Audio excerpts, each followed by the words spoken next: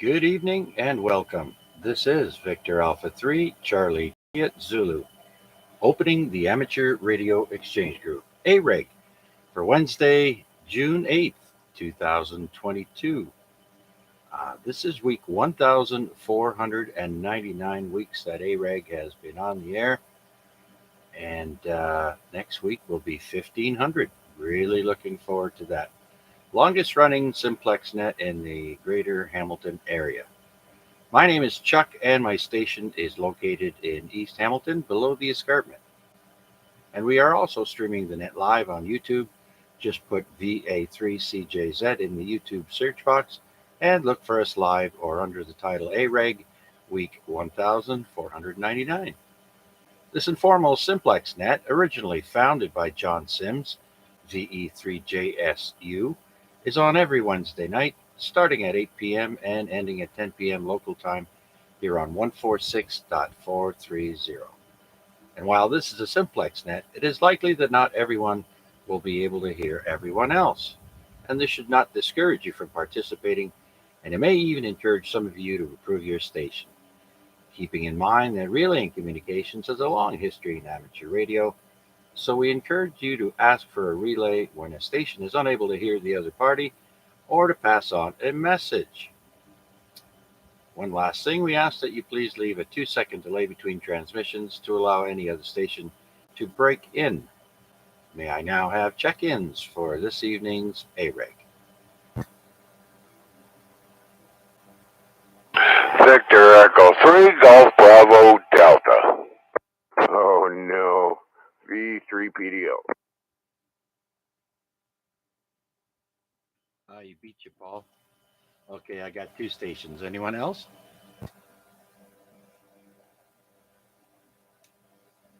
All right, let's start off with George, VE3GBD. Good evening, George. How's it going?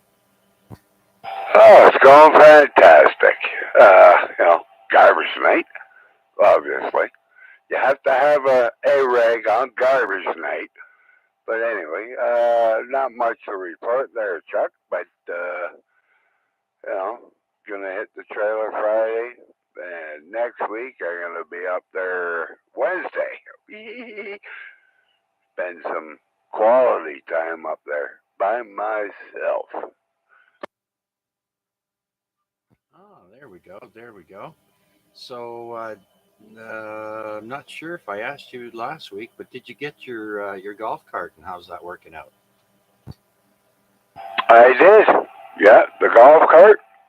That thing, primo. Love it. We went drive around the park and we got lost, and it's really hard to find your way back. That's a big park. The one night there, what was it? Saturday night, my son, I let him drive it. We just drove around the park. We got lost. And then Sunday, we had a fella cut our grass, and we're gonna, pay him the $30, and we're trying to find his trailer, and again we got lost. So yeah, it's actually quite interesting. It's a big park. Let me guess, it's an OPP golf cart. There you go, Paul. Yeah, watch out for the ditches. That's right. Oh yeah, I know. The wife was, a couple times I'm looking away and I'm going towards the ditch, and she's like, no, go, go. And she's like, you want me to drive? No. All right, very good, George. Listen, we got a request from someone asking that we may spend a little bit of time on the subject of cars. I'd like to ask a 10-second question here. What's your favorite all-time car, George? Just one. Any car with a ham radio in it. Well, my all-time favorite car would be 1966 1967 Chevelle SS with the 396. I've always wanted a 1967 Chevelle. All right. Very good, George. Thanks. We'll put that down in the log, and well, let's move down to the other gentleman patiently waiting. VE3 PDL. Good evening, Paul. What's your favorite car? Don't tell me anyone with a ham radio. Any car with four wheels and a functioning drive shaft and motor. All right. That's your answer, and you're sticking to it. Yes, sir. I like all the older cars, the old Mustangs, like George was just talking about, the Chevelles, and there were some awesome cars, but there's way too many for me to pick one. I've never been a huge car guy like 25 and some of the other guys that have been on the radio. Their whole lives were cars, cars, cars. And that was never me. So I'm pretty easy peasy on that answer. So I'll throw it back to you, sir, V3 PDO. Come on, Paul, you gotta have a favorite.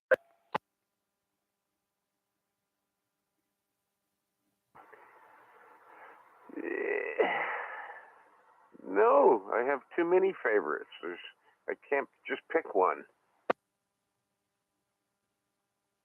All right. We'll let him mull it over, and that also gives a chance for other people waiting to check in there to tally up their answer. I'll give you mine.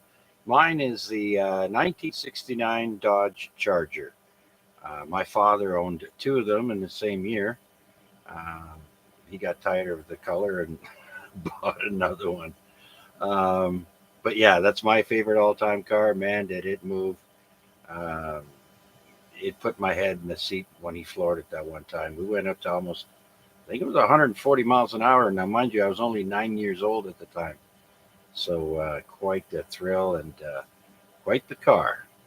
And it's the same car as the General Lee, I think. Anyways, that's my answer. So let's move along and see if anyone else would like to check in to the Amateur Radio Exchange Group. This is Victor Alpha 3, Charlie, Juliet, Zulu. Any new stations, please come now. Okay, I got an answer now. Whiskey. And I got an answer now. Okay, Paul, go ahead. Volkswagen Beetle. All right. We'll mark you down as a VW. And I do believe I heard a VA3 IMW in there. Good evening, Chuck and the group. Greetings to all. Beautiful day today. A little rain, a little sunshine. It's all good. Nothing to shovel. The clouds aren't spinning sideways in circles. So I guess we're fortunate human beings. Anyways, I see you're picking up Vanya's suggestion to talk about cars and such tonight. Roger? Roger Dodger. That's I figured make it simple, but I know you know if anyone wants to carry on, talk about it for a minute or two, that's fine too. Um, I just thought I'd ask a quick question. Which was your favorite? Doesn't have to be a muscle car. It could be a Rolls Royce Phantom or something like that, a luxury car. But the subject is car. Car. All right, well, I'll give you my 2 cents worth. While everybody else was out there playing with cars, my heartthrob has always been pickup trucks. So whether it's a 69 Chevy with a 3 on the tree, with a 250cc inline 6 engine, painted in a patina that's indicative of the era, or something newer and faster. In the 70s, I acquired a 74 Chev half ton, and it didn't look like much, but it came from the factory with a 350 cubic inch motor, 4-barrel carburetor, dual exhaust. These were the 4-bolt main motors, and of course in those days they were detuning the engines out of the factory, so you had to do your best to get the extra oomph out of them. And so the guys I hung out with, they were all tuning IROCs and all kinds of crazy stuff. But I brought home. I was proud to bring home my 74 Chev half ton, and took out the carburetor and the exhaust system and the ignition system, and it was quite interesting to see people's jaws drop when the hefty pickup truck wasn't something that they could touch. Anyways, back in those days, a 350 4-bolt Chevy engine was the transplant engine of choice, right? So if you were tuning up a Jeep or a Gremlin or whatever you had wanted to drop a bigger motor into, they always chose the 350 4-bolt main V8 engine as their choice of powertrain. And I can speak volumes to the stoutness of that little engine. Small block, no problem. I know there's a lot of people that are going to talk about 455s and 454s and all their big block power, but always found the short stroke engines to be a lot torqueier, and that's also why I chose this particular vehicle. And to top it off, the vehicle came from the factory without power steering and without power brakes, so there was no other horsepower depleting systems. So that was a lot of fun back then.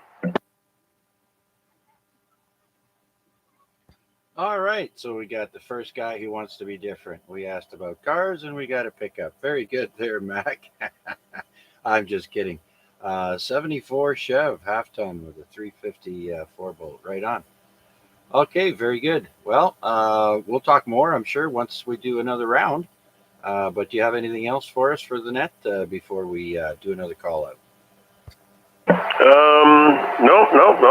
That's good enough for now. And I've used up my fair share of airtime, as Paul is only too quick to remind me. And there is a standard requirement for me to take some oxygen into my lungs as I'm expelling it over and over again. But then again, people who talk for a long period of time, they get used to taking breaths, and you don't actually hear any gaps between the words. So it just sounds like it goes on and on and on and on and on. But I'll let you carry on there, Chuck. Go ahead. So what are you saying? You were born a ham operator. You come out of the womb with a microphone. Very good, sir.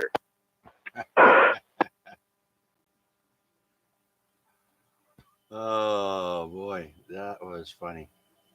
Okay. Yeah, take a breath there, Mac, and we'll get back to you. Very good, sir. All right. Anyone else like to check into the Amateur Radio Exchange Group? This is week 1,499 weeks consecutively that AREG has been on the air, and we're looking for your check-in. Please come now. Victor Alpha 3, X-Ray Lima Juliet. Juliet. VA3 OYL. Uh-oh, Deb, sir, I gotta behave. Okay, I think I heard 3 stations there. One of them doubled, so let me see if I got it right. XLJ, RWJ, and OYL. Okay, let's go to VA3 X-Ray Lima Juliet. Vanya, the car guy. Good evening. Hello, Chuck, and everybody. Chuck, I really do appreciate that you pick up this car thing. Like, I'll try to keep it short so we can go talk other stuff. But you're really hearing the guys, like, it's talking about it, like, except the bug guy. I don't know why he picked the bug. Maybe because he doesn't want us to bug him about it. I don't know. Anyway, so where am I going with this? Yeah, my favorite car, like, it's I guess I grew up in Europe, so my uncle he left in Germany like probably same age as I was when I arrived here. So at the very first time when he came with a BMW 635. I don't know what the year or model was, but it's probably late 70s or early 90s. And if I ever win the magic ticket or golden ticket or whatever it's called the thing, that would be my own car, like which I would get like probably early 80s 6 Series BMW, like it's a two-door, fairly big car, not as powerful as the muscle cars here, but really, really nice and elegant car. I mean, yeah, it is. I'm sorry, which manufacturer? The what? It's a BMW 635, I think CI or I, but it's a 635 early 80s model. I think that they stopped making them around the 80s and they kind of reincarnate, is a reincarnate or whatever that you say that in English, kind of start making them up again in probably like a mid 2000 or something, so somewhere there, yeah. Oh, okay, okay, yeah. Very good. Okay, interesting. We got that marked down. Um, Tell me, was it expensive? Probably for that time it is because in Europe your insurance is well, what affects your insurance is wasn't it the volume of your engine and horsepower output, and that car only came with if I remember well, with the 2.8 liter V6 inline six, actually 2.8 liter inline six and 3.5 liter inline six engine. So and that's a really big for Europe because back then majority of the cars they were driving like 1.1 to 1.5 liter engine. So if you remember the TV show from probably like mid 90s or yeah probably early or mid 90s, it's with the Sybil Shepherd and Bruce Willis, and Bruce Willis drove that kind of car in a show. His was a silver. My uncle had the red one, but the car is car. Yeah. Ah, okay, very good, very good. All right, well, we'll touch on it a bit more on cars there as we go around. We're going to go to the next check-in there. If you have anything else for now, Vanya. Oh no, I'm good. I'm gonna just sit here and listen and really enjoy. Okay, did you hear what my favorite car was? Yeah, the Charger, like it's a Charger is a nice car. Like I remember when they came out with the four door, like it's. I mean, it was kind of like but it's still a nice car. Yeah, yeah. The newer Chargers are sharp. There's a guy across the street's got a girlfriend. She has one. But nothing beats the old '60s and '70s muscle cars. All right, Vanya, we'll let you take that call or message, and we're going to go down to Chris, uh, VA3. Jesus, where am I here? VE3RWJ. Chris, good evening. Come on in. Yeah, hello, Chuck. Thanks for doing the net. Great milestone, 1499, and good signal out to Ancaster here. I'm visually impaired, so my questions about cars are just how quiet is it on the highway? Is the back seat comfortable for various reasons? And what's the stereo like? It's got to have a good stereo. A good stereo, not a stereo that shakes the neighborhood. I don't mean one of those, but they're always funny when they go by. But I'm waiting for driverless cars. I hope it happens in my lifetime. I don't know if I don't think it's going to happen as quickly as some people think. But yeah, fully autonomous vehicles. That'll be great for some of us. Other than that, looking forward to the VHF contest this weekend. I'll be bugging all you guys for points, so get ready for that. It only happens 3 times a year. That's a good thing. Back to you, Chuck. VA3CJZ, VE3RWJ. Okay, Chris. Yeah, sounding good out of Ancaster tonight, as always. Um, speaking of, yeah, by the way, you got a much better signal on 2 meters than you do on 70 centimeters. So I've got you full strength uh, on 2 meters here, and over on RPAD's net, I got you at an S5, I think. I'm not sure. But yeah, much better. Autonomous cars. Listen, I do believe they're testing out like taxis, Uber, and that kind of stuff. They're really testing the hell out of autonomous vehicles. So, within the next 10 years, I'll bet you it'll be pretty common. But you still hear about cars messing up and causing big accidents and hurting people. So we're not there yet. Same thing with AI. I hope they're comfortable. Uh, I should say, I hope they're very confident when they let AI take over more and more that we don't end up like in a Terminator movie with Skynet taking over the world. But they are working on that autonomous vehicle there, Chris. Yeah, well, the interesting question for me is, will drivers give give up control? Like how many people are actually comfortable letting it do the driving? I don't know. It'll be interesting. Yeah, Back to you, Chuck, and I'm just going to listen along. V3RWJ. absolutely. All right. Hey, listen, speaking of quiet cars, you don't need to have a high end luxury car or a Cadillac or a Lincoln to have quiet inside the car. Did you know that Volkswagen Beetles are airtight? Ever sit in one and have somebody slam the door while you're inside? It pops your ears right out. And they're waterproof pretty much too, up to a point, of course, obviously, but very airtight vehicle. You don't hear a lot of noise. All right, let's go to the west end of Hamilton, staying in the west. Let's go to VA3 OYL. Deb, good evening. Good evening, Chuck, and all on net. All is well here. I've been busy, busy, busy. But I almost forgot about the net tonight, but I didn't, Uh-oh. so here I am. Favorite car? Thunderbird, any kind of Thunderbird. But my favorite, ultimate favorite, is a 55 Thunderbird convertible, candy apple red. Ooh. Ooh, that brings back memories. I worked for a company called Permashine years ago as a kid, and I worked on a Thunderbird convertible. It was blue, I believe, and white leather interior.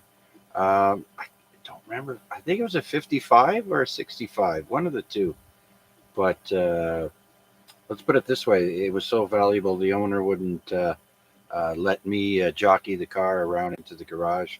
Only the owner of the company could do it, and the owner himself of the vehicle. We had a few like that too. We worked on some high end cars that were like show cars, and that was one of them. And he had the spoke wheels. Had to clean that damn thing with a toothbrush. Yeah, the 55, like the white wall tires I like, and it has, Yeah, I don't know what you call the little scoop thing on the front hood, the little spoiler thing. I don't know if the 65 has that or not, but I sure like the look of it. I had a Thunderbird, but it was like a 1990 model or somewhere around there. Loved the yeah, car. yeah, yeah. Um, yeah, they're a nice vehicle. They're kind of like some people like Buicks because they're the poor man's Cadillac, and Thunderbird reminds me of that too. It's some of them are a lot of them were a lot like the what is it there, the 57 was it the Chevy or the Ford with the fins on the back there. Oh, yeah. Yeah, the Thunderbird that I worked on there kind of had those outward flaring fins at the back, and it was pretty cool. There's some nice older cars, I tell you. The newer ones, man, sometimes I'm sitting on my porch looking at all the vehicles out in the neighborhood, and you know what? A lot of them are basically cutouts of the same vehicle. They just tweak this or tweak that, change the headlight, change the brakes, brake lights, but they're all virtually the same nowadays. Yeah, even though the new cars have all the safety features and airbags and everything, the old cars were solid metal cars, you know? So you have Absolutely. a lot more car behind you. So could you imagine if the old cars with all the metal and everything had all the Yeah. safety features of today? You'd be a lot safer, that's for sure. Yeah, no kidding. But I think the deal was the weight was sacrificing on horsepower and gas mileage. So yeah, we don't make those kind of decisions, but it's a good thought there, Deb. Anyways, are you going to be participating in this weekend's VHF event? Um, I'm not sure yet. Depends how busy my schedule is. Okay, very good, very good. Well, you're sounding good, Deb. I got you full strength over here. I'm sure everyone else is picking you up just fine there. So, do you have anything else before we do another call out?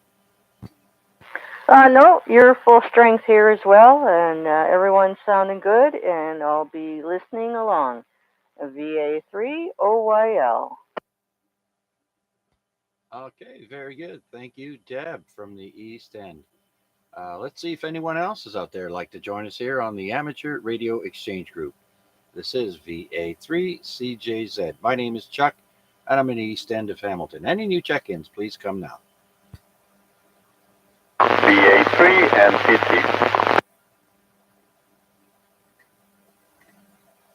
Okay, I hear VA3 NPT Nuno. Sounding good, sir. Come on in.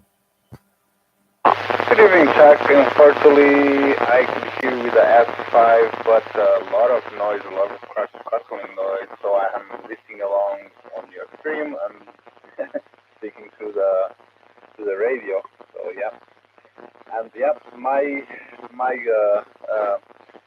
I as a European, so my dream cars or the cars I did like it was all old BMWs and old Mercedes.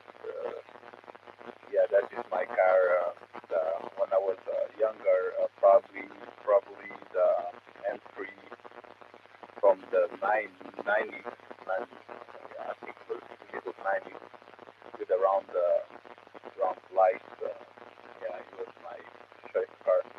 It was compact and it was with the M3 engine, so a lot of power for that time.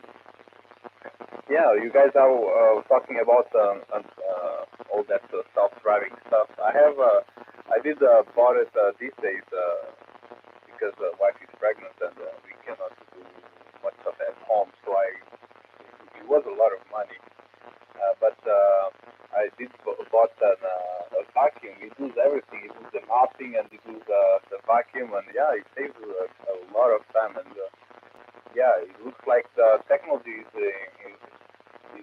growing so fast. You have cars, you have vacuums, and yeah, probably it's going. You don't need to do anything else because like all these technology is going to give you everything, and you have to move. So yeah, that's a good stuff. Yeah, I noticed, Nuno, that a lot of companies now are starting to make those uh, automated vacuums. They're like Roomba and whatnot. I have security cameras from a company called WiseCam, WYZE, and they started out just selling cameras.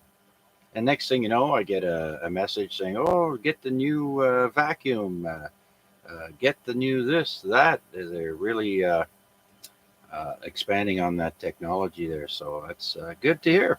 And thanks for your input on the cars there, because you're from Europe. The main cars, BMW and Mercedes, were pretty popular, right?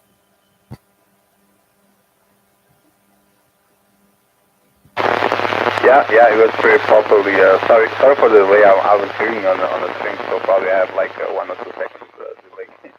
Yeah, over there, everything French for cheaper cars. And, you have Renault, you have Peugeot.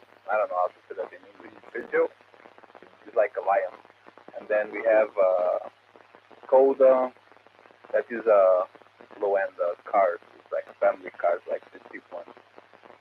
Yeah, and then we have the Mercedes and the BMWs, like for the high end. Yeah, and they are great over there. In here, everyone complains about that type of cars, and I think because they are building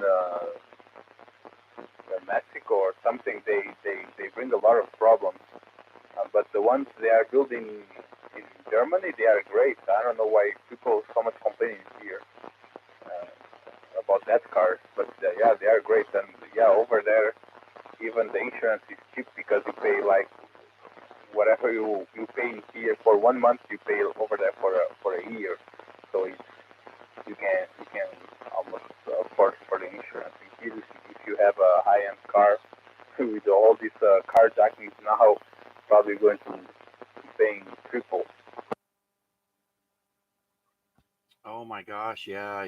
That's so bad that not only do you get your car, your life threatened, and maybe your family, but they take your car and your insurance. Sure, we'll replace it, or we'll whatever. Uh, but you get a penalty now because you were a victim of a crime. Now we're going to make you pay more for the insurance. I don't agree with that one bit. 83 BK.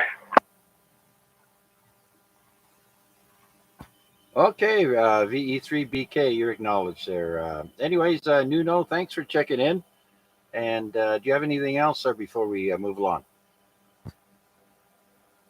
Yeah, I got somebody who wants to check in here. Go ahead, Rich. Check at control. Please copy Victor Kilo 6, Bravo, Quebec, Quebec, right here in Western Australia. Good morning.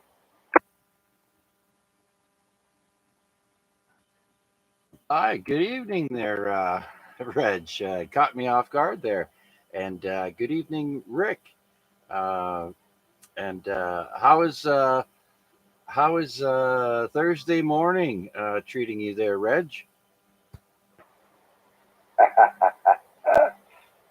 Net control from VK6BQQ. Well, we got a rainy day down here. It's been raining all night and expected to rain all day here. So things are as green as you can get them. Ah, very good, very good. VK6BQQ VA3CJZ. Talking around the world. Well, thanks for stopping by and saying hello there, Reg. We're at week 1,499. Maybe if you make some time for next week, we're hitting the 1,500 milestone. We'd love to have you back there, Reg. I'm sorry, he's hard to hear at this end. Oh, okay. I gotta turn up the volume, I guess. Okay. Yeah. Anyway. Yeah. Say it again. Give me a second. I'll turn the volume up here, Chuck, so that he's hearing you a little better. Okay, very good. We'll let Rick get the volume situated there. And just wanted to say thanks for stopping by. We are at week 1,499 tonight there, Reg.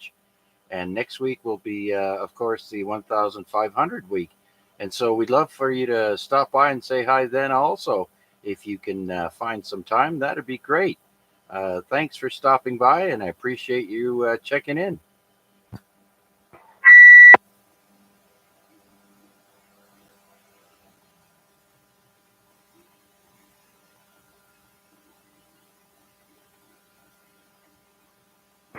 Okay, Rich.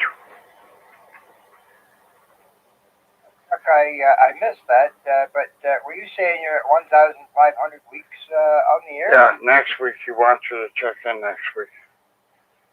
Okay, yeah, back to you, Chuck. Yeah, very good. Yeah, tonight we're at 1,499 there, Reg.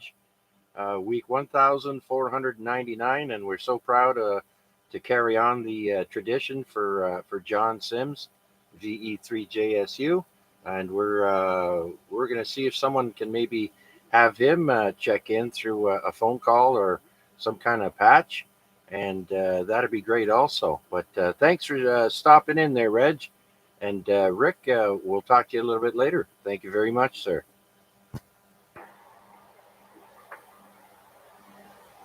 Go ahead. Yeah, very good, Chuck. Well, I've got a way to go to catch up to you folks. My goodness, we're only at 1,064 weeks on the air, so kudos to you and the group, that's for sure. That's amazing.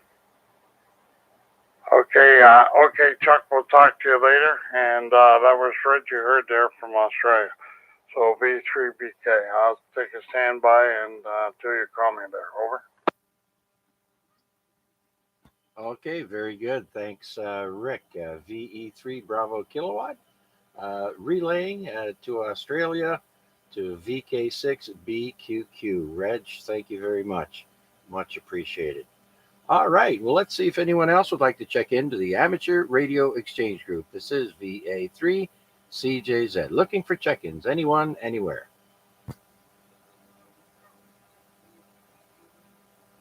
PFH.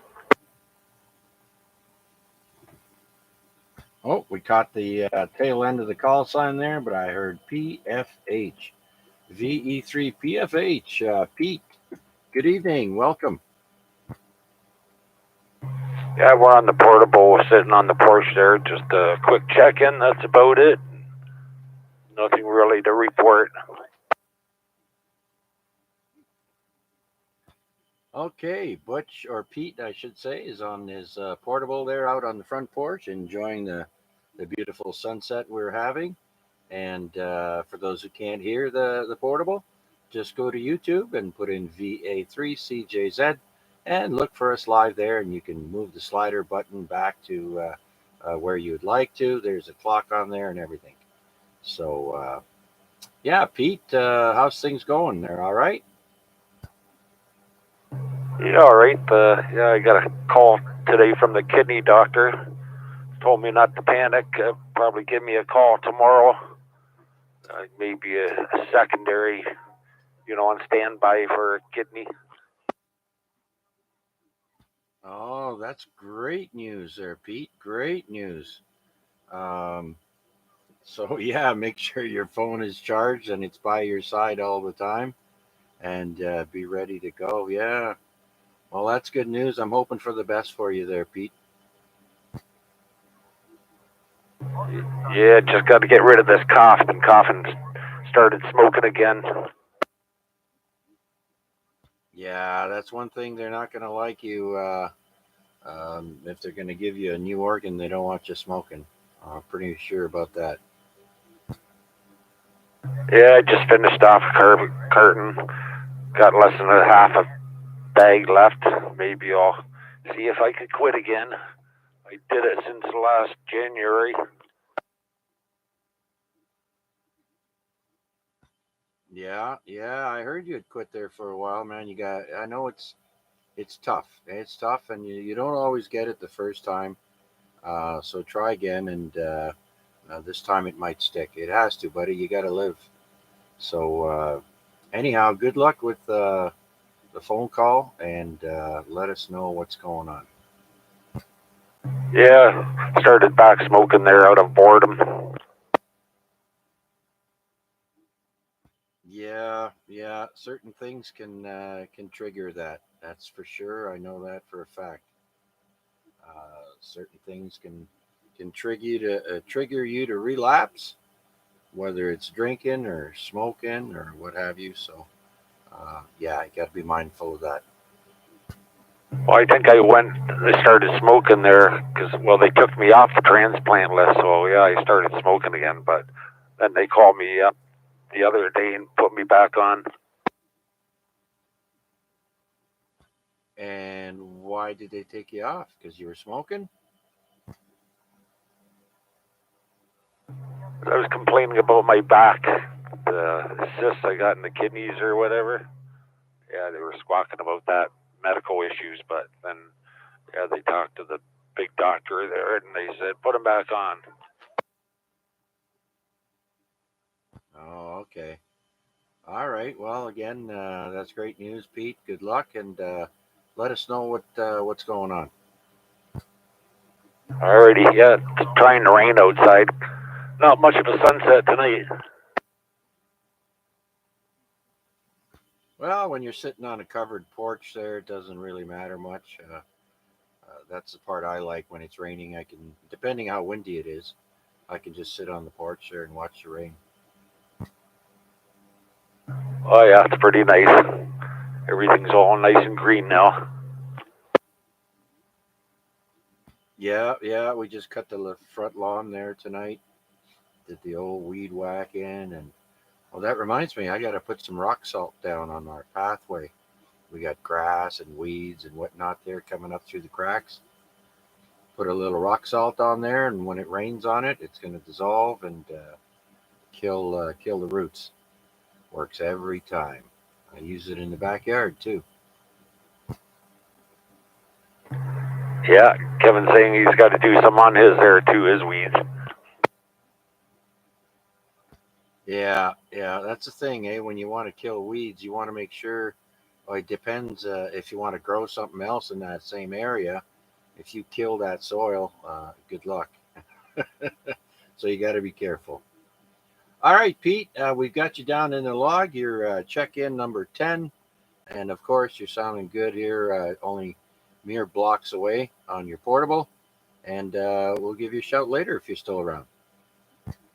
Alrighty.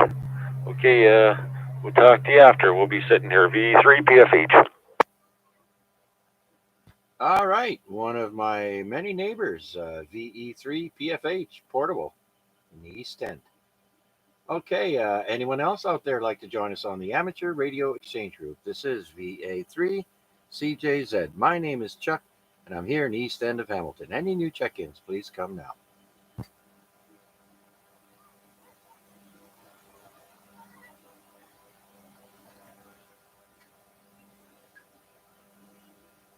This is Victor Alpha 3, Charlie Juliet Zulu with the Amateur Radio Exchange Group.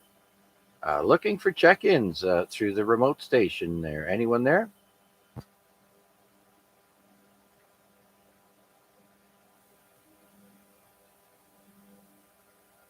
All right, that's a negative copy. Let's go back up to the top of the list. And let's switch over. Let's go back to George, VE3 GBD.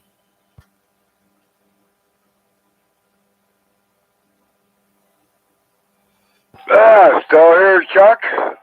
Just taking some photographs of cars that I like. I was going to send them to you to let you know.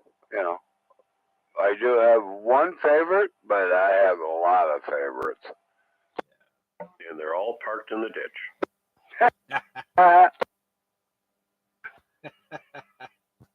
And used to be owned by the OPP. Oh, absolutely. Not the 67 Chevelle.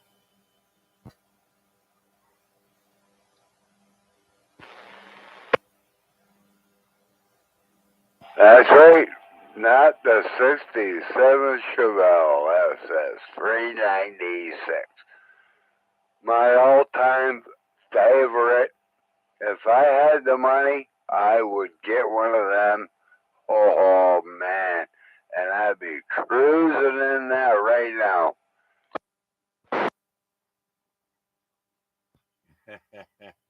Yeah. I think I have a cousin in Ottawa there that that's one of his favorite cars there. Yeah, not bad at all. It's been in some movies, I think, too. Popular car. All right, George, we're just checking in on you there, seeing how things are going as things are a little bit slow.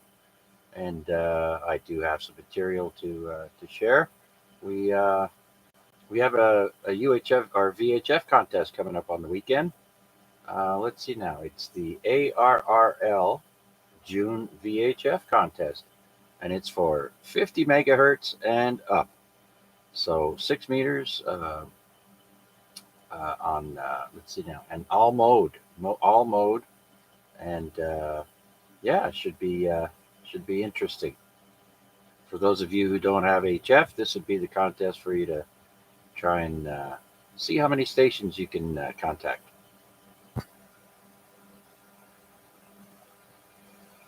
All right, George, thanks. Let's go to Paul, PDL, Mr. VW.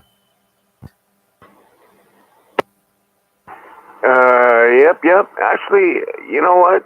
Listening along here, I do remember my roommate had a super nice car. It was a '69 Beaumont. Had a 396 4-barrel dual exhaust, 3/4 inch racing cam. Had a shift kit in it, and that for an automatic, that thing flew.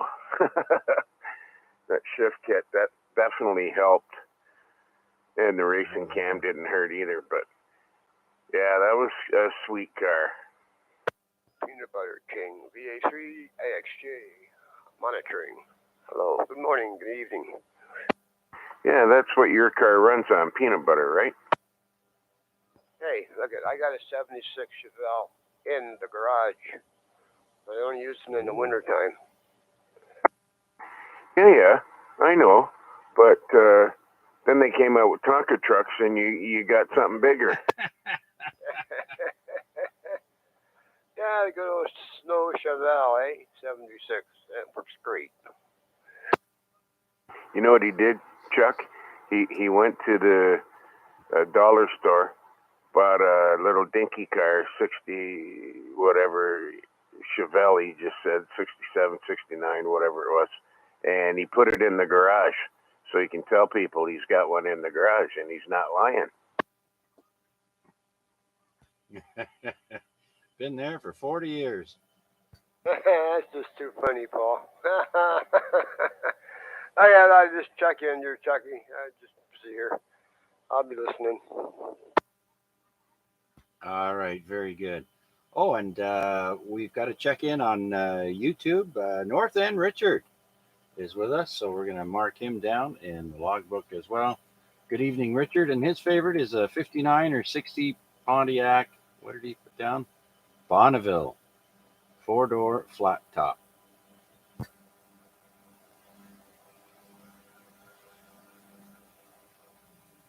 Oh, looks like we got another check in now. Kevin KKP is checking in through YouTube, so we'll mark him down as well.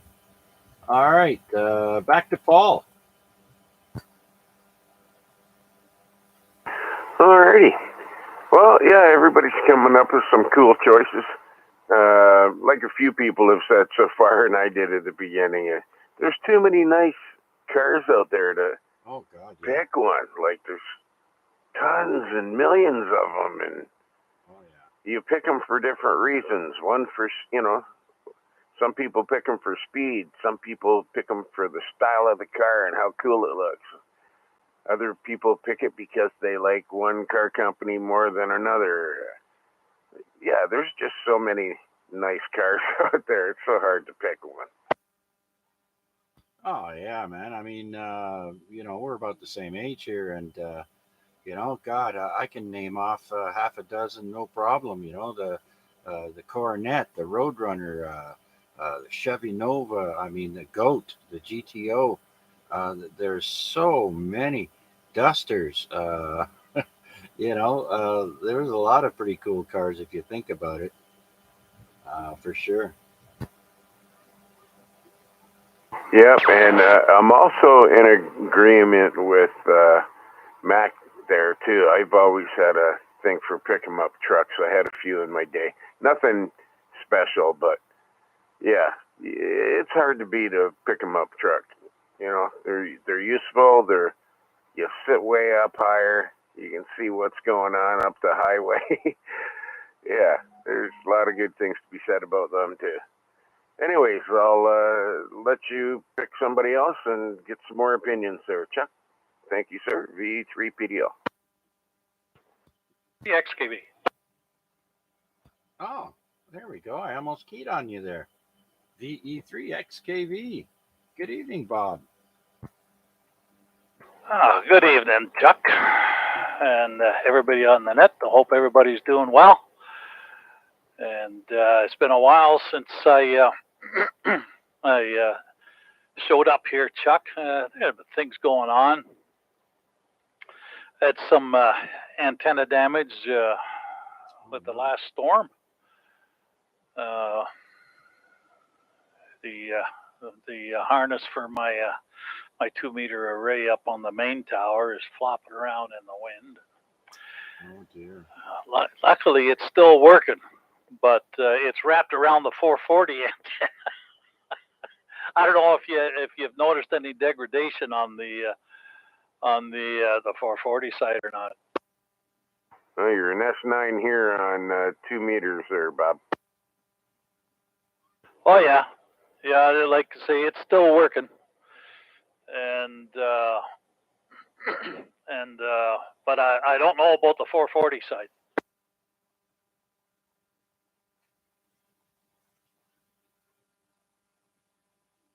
Where did Chuck go? There we go. I just wanted you to key up one more time there so I could look at the 440 side. Yeah, the signal's down a couple bars there, Bob. I was wondering why last week it didn't work at all. You must have took it offline. Well, actually, the hydro went out here, Chuck, and I was out. The hydro here was out for 30 hours after that storm, and I I put $100 worth of fuel through my generator over that time, and oh wow, yeah, and hell, the beginning of the month I had the COVID, and then the next week the wife got the COVID, and the week that the wife was sick, there the fridge went for a crap, and then trying to get somebody to fix it and get it analyzed and find out it's not worth fixing. So, and it was only like 5 years old, and but of course the warranty. I've never had a fridge with a life that short, but then I went to Home Depot, bought a new one, and it was supposed to be delivered. Like I ordered on a Friday or Saturday. It was supposed to be delivered the next Thursday, and Thursday I'm waiting, Friday, Saturday, no fridge. So and I'm checking online, and it says it's been received, and but I don't see it loaded on a truck at all. So I finally got a hold of them, and the delivery, because it's a different service, right? It's not Home Depot; they contract that out. Yeah. And we have a glitch. Well, that's all I could get out of them, was that there was a glitch, So I ended up calling Home Depot, and they found out what the hell was going on. Well, I still didn't get a real good answer from them, but they said, well, you'll have your fridge the next week, and for your problems, we're putting a 5-year free warranty on it, which was $259, I think. But anyway, 3 weeks I went out of fridge, and I'm living out of my bar fridge, so to speak. But yeah, we did okay. Just we had to throw a lot of stuff out because the bar fridge was just milk and essential, so to speak. Yeah. So yeah, we've had some fun here, Chuck. The 3X KB. Holy smokes! Well, at least your roof didn't blow off. Yeah, I know. I have relatives in the Ottawa Gatineau area there, Ontario Quebec border, that were without power for multiple days during that storm. And so I'm glad it wasn't any worse than it was there, Bob. But my gosh, one thing after the other, and uh, and then you lost all that food. I hope it wasn't too much money's worth of food, but what are you going to do either way, right? So you've been roughing it, but at least you had a bar fridge, and you could have gotten ice for coolers and that. But unless you had those new plug-in ones there, you don't need ice in those. But well, uh, yeah, I was wondering what happened to the remote station in Flamborough there last week. We tried to use it, but I couldn't. So glad to hear you're back on the air, but you got some more work to do. Roger? Bob's been camping at home. Yeah, you can say that, Paul. But no, I did. The only thing that like I got freezers here as well, and like I said, I had the generator going, so I didn't lose anything in that respect. But there's always stuff that's in the fridge. Being a big fridge, a lot of stuff come out of it and sat on the counter, and like I say, just the essentials went into the bar fridge, like the milk and butter and. Oh, okay. We had room for some salad dressings and, excuse me, and things like that. But having actually, I got a chance to use my brand new generator. I gave my old generator to my son, and went and bought another one from Princess Auto. I was surprised how well that thing works, and because it's a Chinese one, but she chugged along there. I had it running all night long.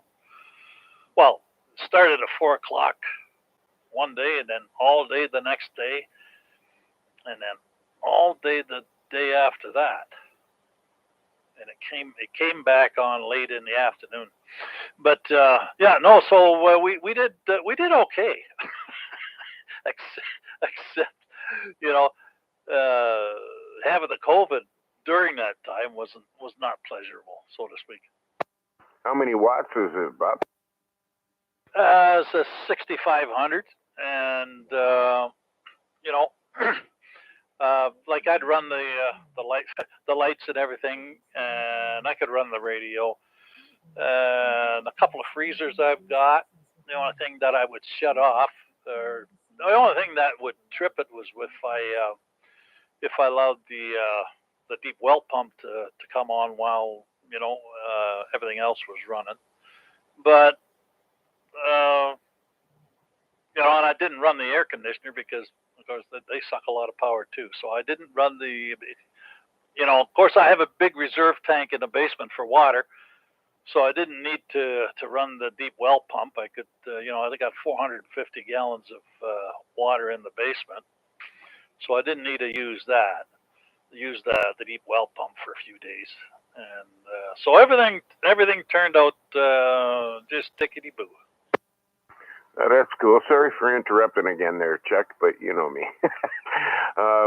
Yeah, that's cool, Bob. I've got a brand new generator too. I haven't really had a chance to use it. I fired it up a couple of times, but mine's a 7,500 start, and then it settles down at 5,500 or something. So I was just curious how big yours was and what you got to run off it to just compare it to mine, what I know I might be able to run off mine if the need arises. Well, my previous generator was a 5200. 52. I think it. Yeah. I think it was peak at 52 or something like that, and it would run at somewhere around 49, 5,000, somewhere like that. And I used that for good 20 years, because I'm always losing hydro here every year. Like, I mean, whenever there was a storm, the hydro goes out here. It seems to be. I seem to be living in a type of some corridor or some sort where, you know, from Brantford to you know Oakville, but out in the country, right? It's not this because the city had hydro, but for some reason, well, they blew a big transformer apparently. So, but yeah, I think we were out for well over 30 hours, all told. And of course, you know, you got to shut it down and put the fuel in. So every time you shut down, now the radio's shut down.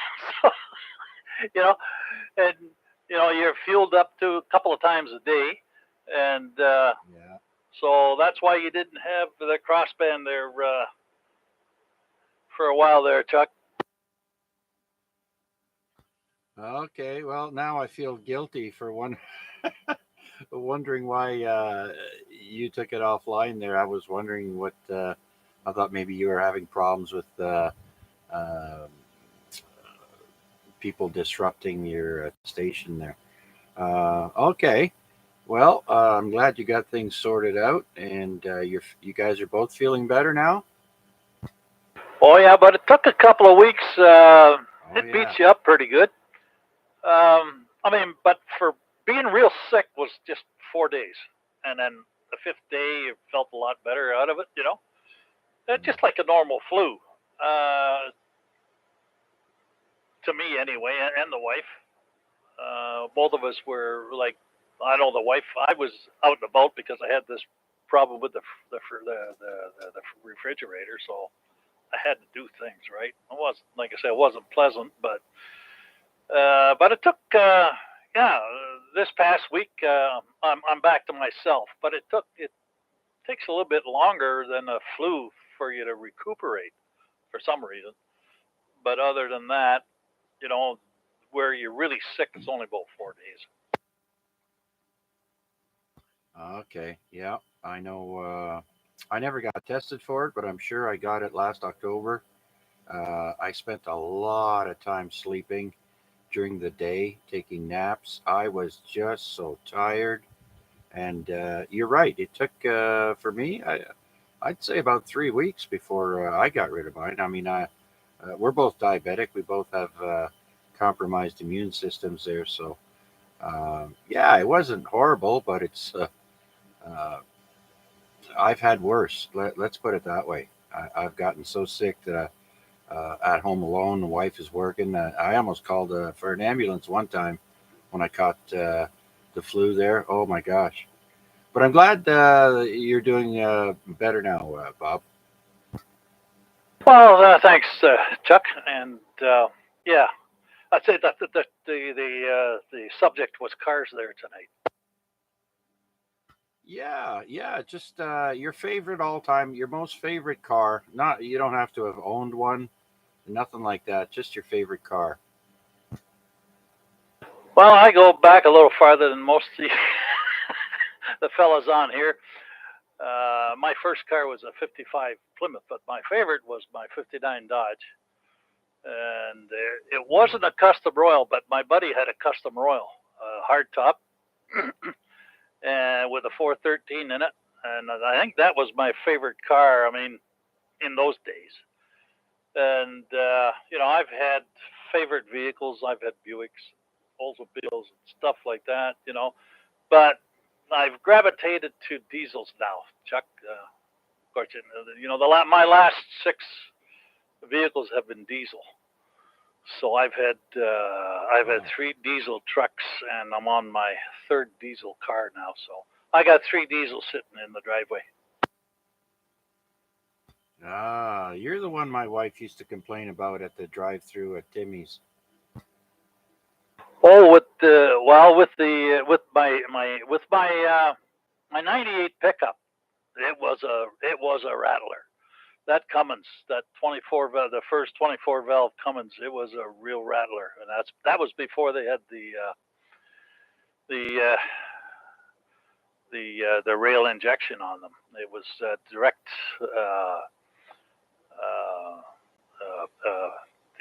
direct fuel pump injection, and the diesel knock was really pronounced. It used to scare the shit out of a lot of women when I stepped on that thing, you know.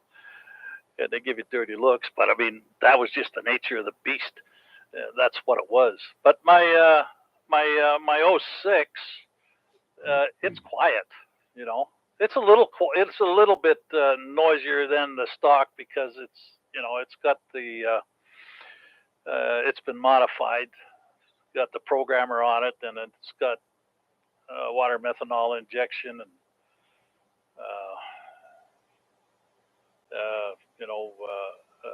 special transmission modules. But it yeah, diesels just get better and better. Like, these new trucks, I mean, they're putting out 400, 500, 600 horsepower and 1,000 foot-pounds of torque. Well, it's higher than 1,000 now. But yeah, well, the one I got is around, somewhere between 450, 500 horse. That's what I've got a program for, and it's putting out about 850 foot-pounds of torque. So when you step on it, you know it. You must be a fan of the Diesel Brothers. Oh well, I watch those programs occasionally, but I usually read the Diesel magazines. Those are my favorites. Yeah, but yeah, that's my story, and I'm sticking to it. And also, these diesels, they're a lot easier on fuel than gas. More expensive. Well, they're a little bit more expensive to start with, but you make up for it in performance and maintenance costs and fuel and longevity. Yes, my 98 pickup, it had 500,000 on it. So, wow. No, I lie. It was just over 400,000. But both one of my Volkswagens here and my other truck now, they're both got 250 on it, and never had to touch a pump or an injector or anything like that. They just keep running.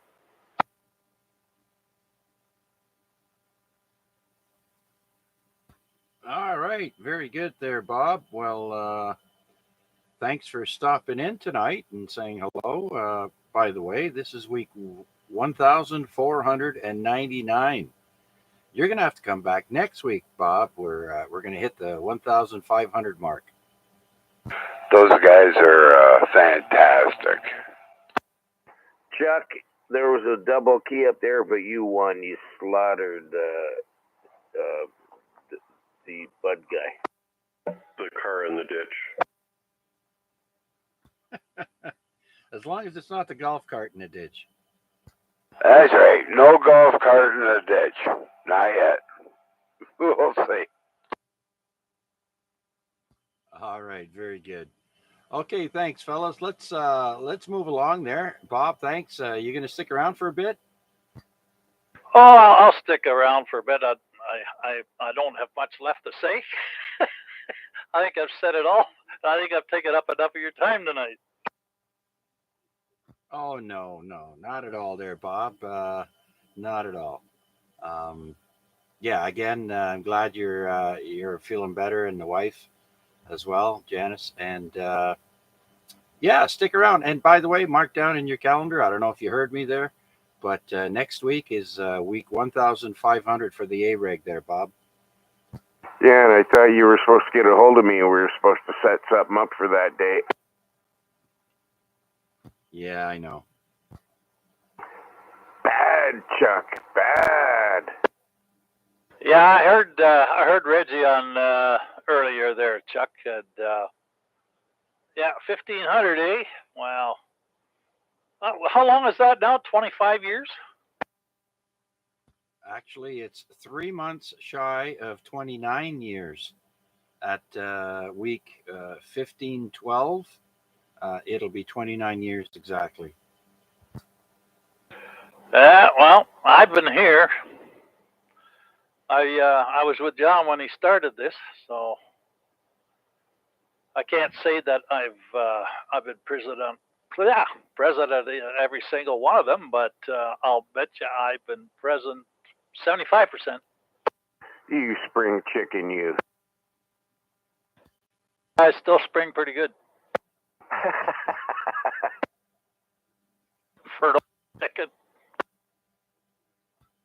One of the original cast members. Yeah, you could say that, Chuck. And yeah, well, you'll have to. I don't know if John is keeping score, but you're going to have to give him a call and let him know. Yeah, definitely. Maybe Paul can do a phone patch while I'm doing the net there. It'd be kind of difficult to run the net and everything I've got going on here and have a phone patch at the same time. But maybe if Paul or someone else would be willing to do that, that'd be great. Well, if we still have time to set it up, it's only a week. I don't know if that's enough notice for people or for, yeah, but we still might be able to pull off that get together / barbecue thing, meet and greet over here if there's enough interest in it. Yeah, but not on the day of. How am I supposed to do the net? From here, silly rabbit. Yeah, okay, we can talk about that for sure. Heard that before. Everybody take witness. Got it. I'm writing it down. All right. Where was I now? Okay. Well, that was nice there, Bob. Thanks. Your check-in number 14. Let's see if anyone else is out there like to join us here on the Amateur Radio Exchange Group. This is VA3CJZ. My name is Chuck, and I'm in the east end of Hamilton. Looking for your check-in. Please come now. Victor Echo 3, Lima, Bravo, India.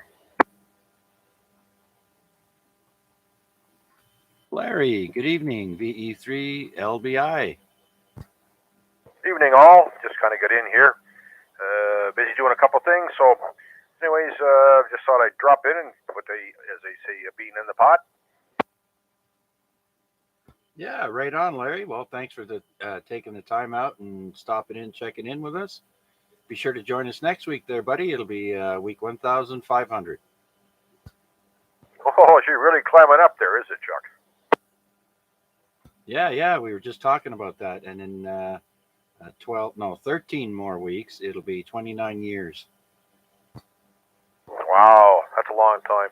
Probably see if you get John in there in a few more weeks, see if you get him on the thing. Have you heard from John at all? I have not personally, but I heard someone say they did contact him. So, yeah, he's been on my mind. I've been wanting to call him, so we'll probably do that. Well, I did speak to him a while ago. Can't remember exactly how long ago. I think I mentioned it to you. Must be about 3 weeks ago I spoke to him. Oh, wait a minute. Yeah, he had to move out of the place he was in at the end of May. So that was probably about the second week of May I spoke to him. Yeah, see, and the last time I spoke to him, he had to be out of the place he was in 3 weeks' time. Same scenario. Boy, I hope he settles down soon. Well, he said all his stuff was in boxes in the basement, so it wasn't that big of a move for him. But I don't know if he found a spot or not. Obviously, he must have. I don't think he's sleeping in the tent. Well, apparently he's got storage for all the stuff that he took out of his house somewhere in Manitouwadge, so he's got that going for him. Well, yeah, he parked it all in the house he's living in until he had to get out the end of May. because they were going to renovate it for, I can't remember, a rental or something. So we had to be out because they're going to renovate it. But he had all this stuff stored there apparently in the basement. Oh, okay. Well, we'll find out there once we give him a call and get caught up. But poor fellow, he moves too much. He need to plant some roots someplace, that's for sure. Yeah, yeah. So everything all right with you there and the family, Larry? How's the grandchild? Oh, getting bigger.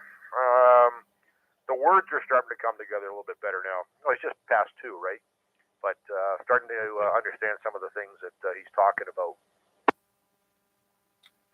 Wow, 2 already, eh? Wow. Doesn't take long. Yep. Next thing you know, well, if I'm around that long, but I'll wait for him to get a little bit older, and then I'm going to take him fishing. Yeah, yeah, absolutely. I went fishing with my grandpa. I think, yeah, taught me how to put a worm on the hook and everything. So actually, my grandpa taught me how to shoot too. Uh, uh, Rifle. So yeah, good old grandpa. All right, Larry. Anything else, sir? Nope, carry on. I'll be listening along here, see what entertainment there is for the evening. So, yep, I just finished up what I was doing. Well, we're still renovating our bathroom upstairs, so it takes up some time. But, no, I'll be listening along. Okay, thanks, Chuck. Oh, okay. Before you go, we got a 10-second question. I forgot to ask you. What's your favorite car of all time? You don't have to have owned it. Just a car you like or you love. What's your favorite car? An old Volkswagen. The Beetle or the Porsche model? Nope, the Beetle. I own 3 of them. Last one I owned was 1972. I bought it in 74. It lasted 10 years.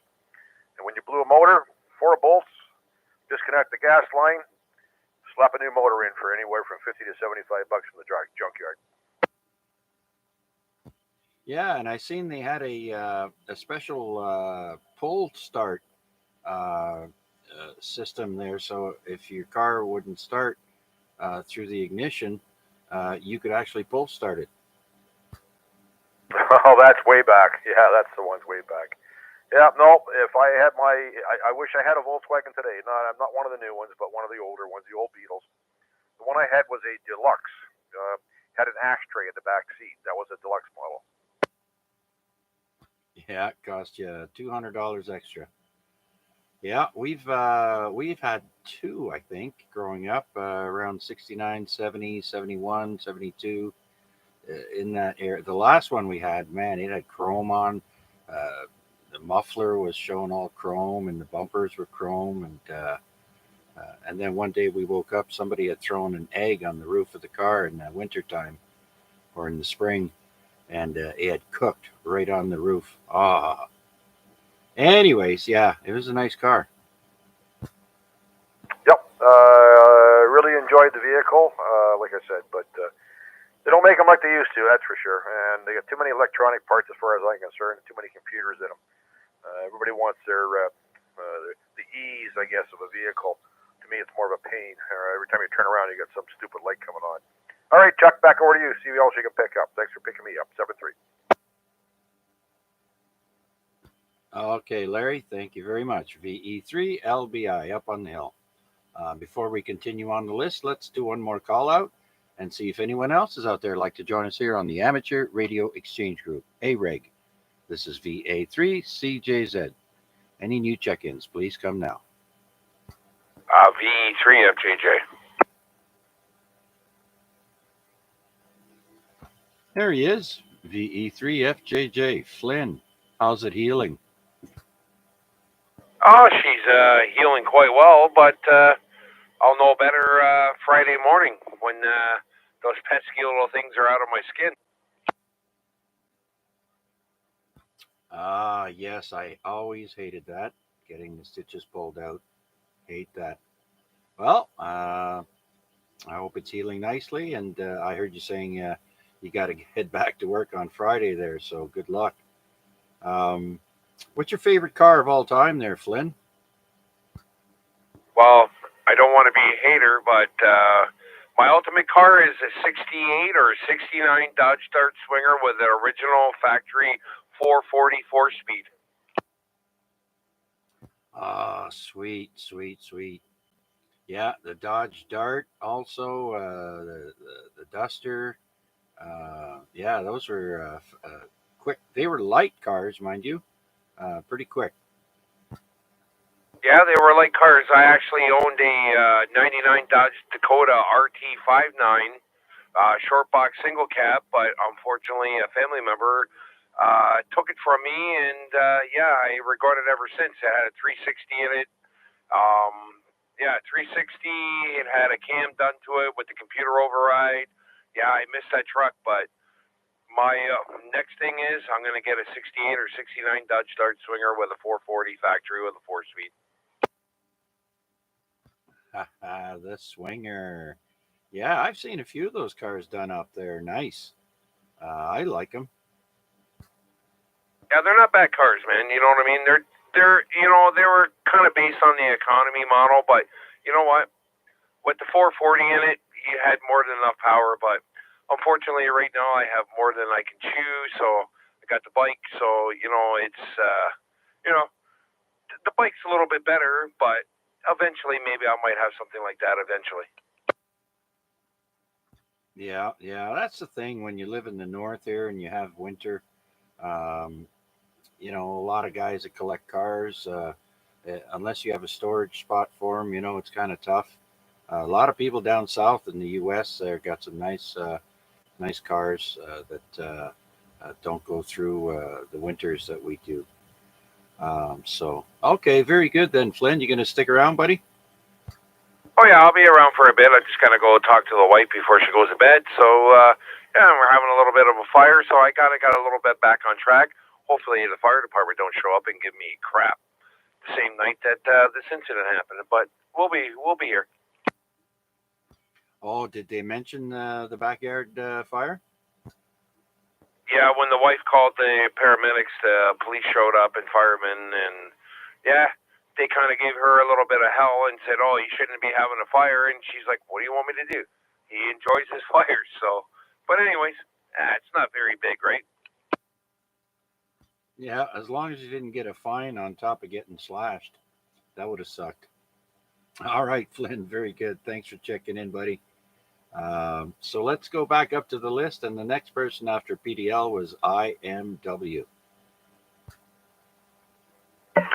IMW, I am in control. I heard Chris RWJ mention autonomous vehicles. I am wary. Wary? What's the right term?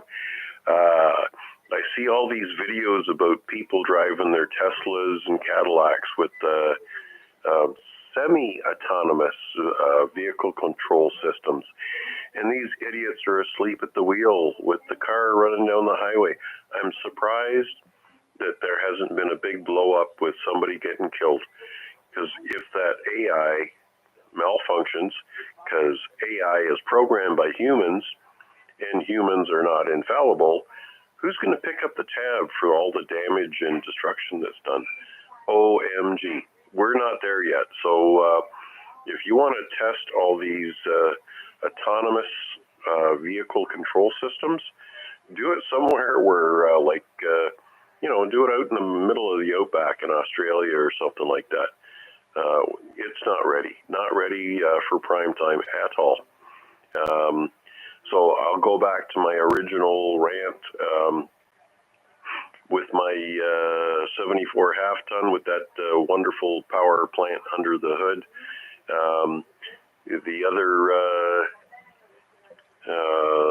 The other guys I hung out with in the late 70s, early 80s. One guy had a 67 Malibu rag tops with the factory 327 with a few extra amenities added to it, and it was just bare bones. You want to get down to bare bones, brass tacks, guttural horsepower. Gord had a 70-something Chevelle SS. This thing was as basic as it comes. 350 four-barrel carburetor, dual exhaust, 4-speed manual transmission. The interior didn't have cup holders, no ashtrays. I think it came from the factory with the AM radio. Like there was no options in this thing whatsoever.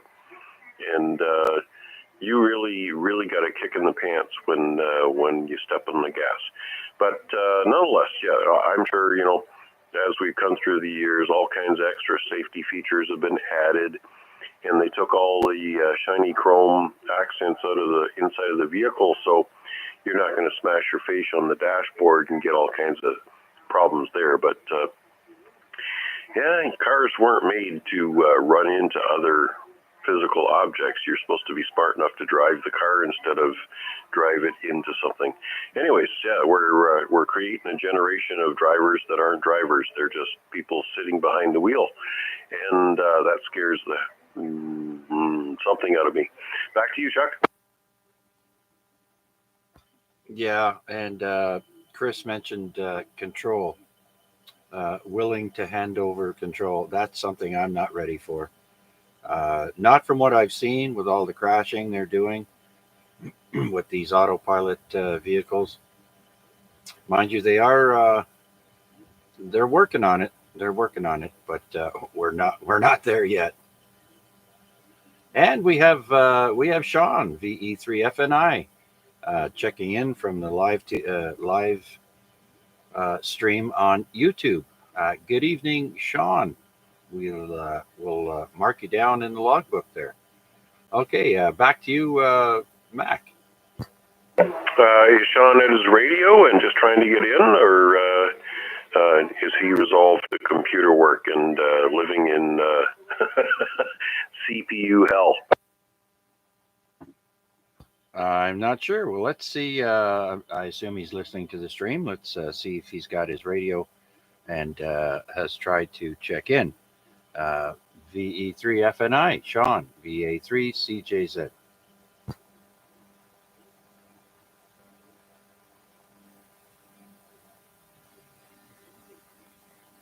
Okay, no radio where he is.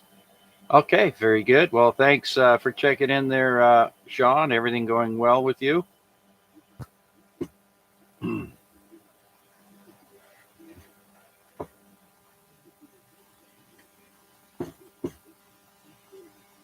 All right. Okay, Mac, anything else before we go down the list? Comments? That's about all. You've heard me rant about all these vehicular control systems that are enticing drivers that can't drive to do the things that they're not equipped to do. I know a lot of people that can't drive a car without a backup camera. What's this world coming to?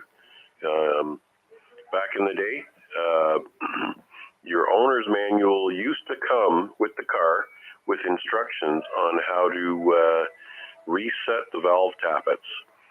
And nowadays, it tells you that if that little yellow light comes on the dashboard, take it into your local dealership. OMG, we're creating stupid people. Anyways, enough about me. Back to you. Short, break, breaker, come on over. How short do you want to be? You can't be much shorter. Well, I have VE3JSU on the Teleo phone, and he's listening to you guys, and I'll pass it over to you, John. Go ahead, sir. VE3JSU, hello, everybody. Sorry I can't actually be there in real radio. However, this will do for the time being. Glad everything is still going. Glad everything is still running smooth. I will be getting down there probably next summer for a quick visit. And the following year I will be down for a longer visit, and we'll be going to hammocks. So maybe we'll run into some people at hammocks. That would be good. In any case, I understand the Net's made it to 1,500 weeks, and of course, the thanks for that goes to Chuck. So I'm going to stop talking to everybody and talk just to Chuck. Good man, Chuck. You understand, because you're doing it, the dedication that it takes. And it is not an easy thing. So you really deserve the credit. You walked into it. It wasn't your idea in the first place to start the net like it was mine. And you took it on and you are doing it. So kudos to you. And everybody listening, you should really appreciate Chuck. You have no idea what it takes to say, okay, every single Wednesday, I will be here for 2 hours. It is a very large commitment in one's life. And Chuck is undertaking it.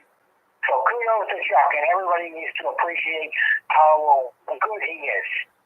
Having done it, I know he's that good. Back over to Chuck. VA3, CJZ, VE3JQ. All right. Hello, John. Long time no talk. We're going to have to definitely do a phone conversation of our own. But thanks to Paul for bringing you in and letting you know what's going on. Next week, is week 1,500. And it's my pleasure, John, to have picked up the reins and carried on the tradition that you so faithfully did for all those years. By golly, you deserve most of the credit, sir. And longest running Simplex Net in Hamilton, is it not? Longest running net. I don't know if the one in Fort Erie is still running. If the one in Fort Erie is still running, it started before AREG. If it's quit, then AREG is probably the longest running net in the Winning Sword area, Western New York, Southern Ontario. Ah, there you go. Well, at least we can at least say that Hamilton, it's the longest running net for the greater Hamilton area, and that's what I've been saying there tonight, and I think last. So very good, John. Are you settled in somewhere, or are you still in between places?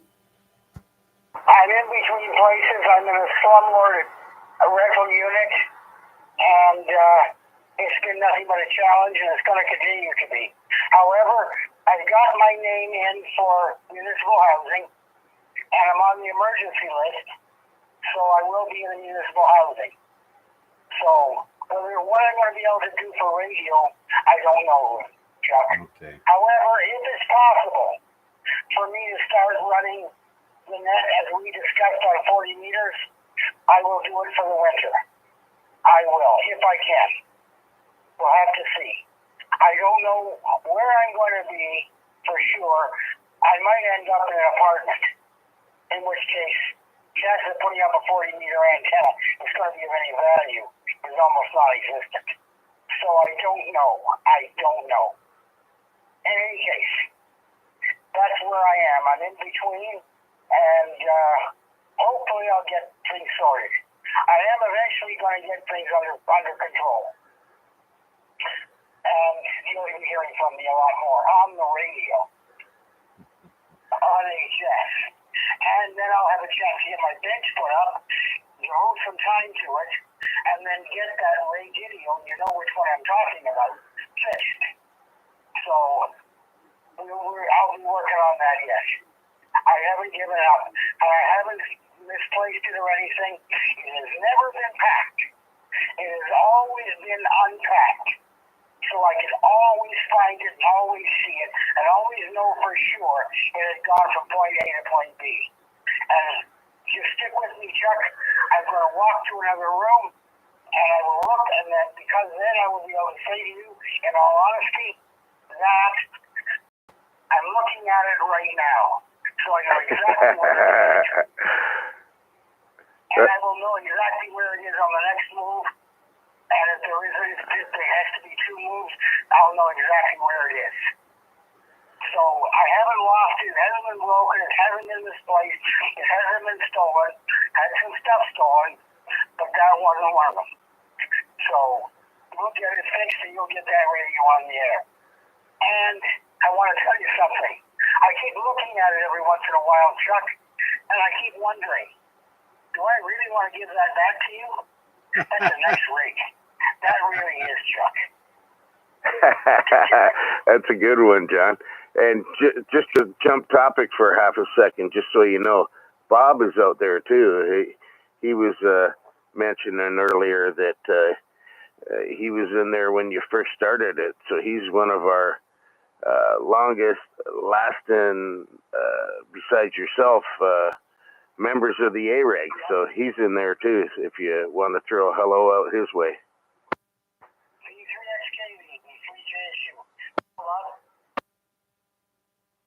Hello, John. How you doing today? I'm alive and I'm kicking. I was just mentioning to Chuck there, I asked him, what do we be on the air now for 25 years? And he said, oh, no, he says, it's close to 29 or almost 29. And I said, yeah, I says, I can remember when John started out. And I didn't mention that you did mention that there were, it was a tough job. And I think in those days in the beginning, it was a lot tougher than what it developed into. Chuck, you know, I remember you being on many nights and maybe have 4 or 5 check-ins. And, you know, it took a while to get everybody on board. Yes, it did. Yes, it did. There was many nights, Bob, when I was there all by myself till 9 o'clock at night. Many, many, many nights. So it took a while, but you can't expect to start something brand new and be an instantaneous success in 2 days. Doesn't happen, as you know. So I had to put in my time. Now, 30 years later, I can say I put in my time. Yeah, well, it was true. And, you know, I agonize right along with you at times when pickings were slim. And, but it was a pleasure hearing you there, John. Go ahead, John. What did he say? Well, I didn't just get He said it was a pleasure hearing you tonight here. I'm still not understanding, Paul. Bob said it was a pleasure hearing you on here tonight. Oh, okay. I thought he asked me a question. It was good to talk to you, Bob. I certainly wish we were talking radio to radio. But it'll happen. It'll happen. I'm going to be building some 40-meter antennas. And one of them is going to be an omnidirectional, just because it's necessary. And the other is going to be a high-gain 40-meter antenna. That's why I got to go down south in 2023 and pick up my freestanding tower. If I'm in the municipal housing, the tower won't be going up in my yard. It'll be going up in one of the other guys' yards. But they'll take the tower back down and the rotator give it to me and buy their own tower and their own rotator when I get my own place. So that's the situation. But when I get a radio running and some antenna, we'll set something up on 40 and talk. How's that? Well, that'd be really nice, John. I don't know about vertical, but definitely a horizontal or a folded, or rather, geez, it's skipping my mind here.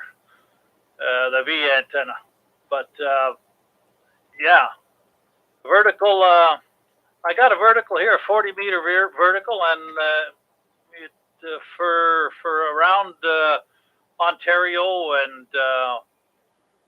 down into the States, the wire antenna seems to work the best, John. Okay, I'll keep that in mind, because I got a halfway dipole. But no, the 40 meters are on me, the verticals are on me, so it's going to be important for us for what we're going to be doing to have it on me. But it's going to be a center fed halfway dipole, vertically mounted and end fed, which means it's going to be a piece of coax used for the antenna. So that's going to be the principle of operation. Yeah, and what, an inverted L? No, it'll be a straight up half-wave dipole. 16-foot legs on each side, standing on its side, or on its end, however you wish to put it. Except that the bottom element will be the outside braid of the coax that feeds it, and the upper element will be the center conductor. Well, it's a center fed then, right? Yes, that's right. It's center fed, but end connected. Okay. We'll have to talk about that some more. And yeah, well, very good there, John. Like I say, it's a pleasure talking to you, and I'll hand you back over to Chuck there, or maybe somebody else would like to have a chat with you. Okay, we'll see who else is there. Go ahead, Chuck. Yeah, very good there, John. Let's see if anybody else would like to say hello to VE3JSU up in Manitowoc via phone patch. Come now.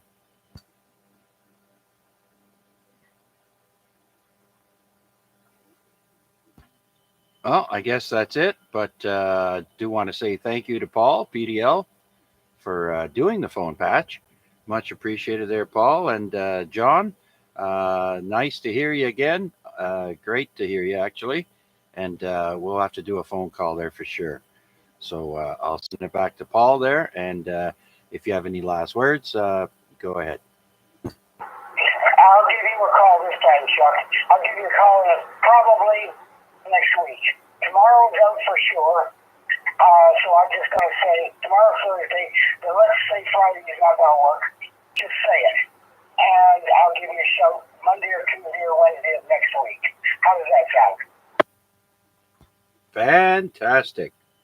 Still got the same number. And if I happen to miss the call, don't worry, John. I'll call you as soon as I get back to the phone, because sometimes that happens. So it's not that I'm ignoring you, but sometimes I have to run to the bathroom or I just forget the phone, and you know how it goes. All right, John, thanks again. Paul, thank you. And I'll say 7-3, and we'll talk soon. Take care, John. Take care, Chuck, and thanks for running the net. I'll talk at you later. VA3CJZ and VE3JSU. Over VE3PDL. Okay, guys, I'll be back when I'm finished on the phone here with John. So there you go, Chuck. VE3PDL, I shall return. All right, very good. Thanks again, Paul. Before we go down the list, let's do another call out, see if anyone else is out there would like to join us here on the Amateur Radio Exchange Group. You don't have to be a member. Just check in and say hello. This is VA3CJZ, looking for check-ins.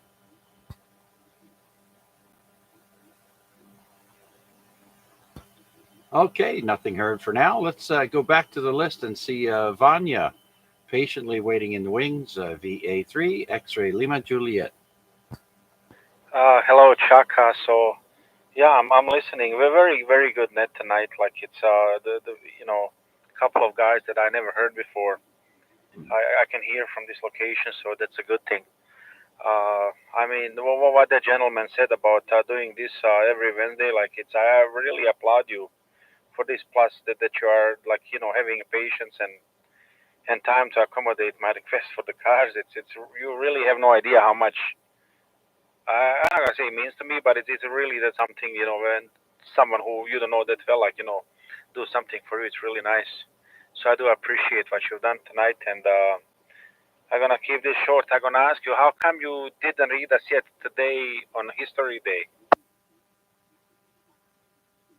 Well, because we've been so busy with the net. That's just filler for when there's no check-ins and the list is short, or we've already gone a couple of rounds. But I, geez, not too many things really to do on this day.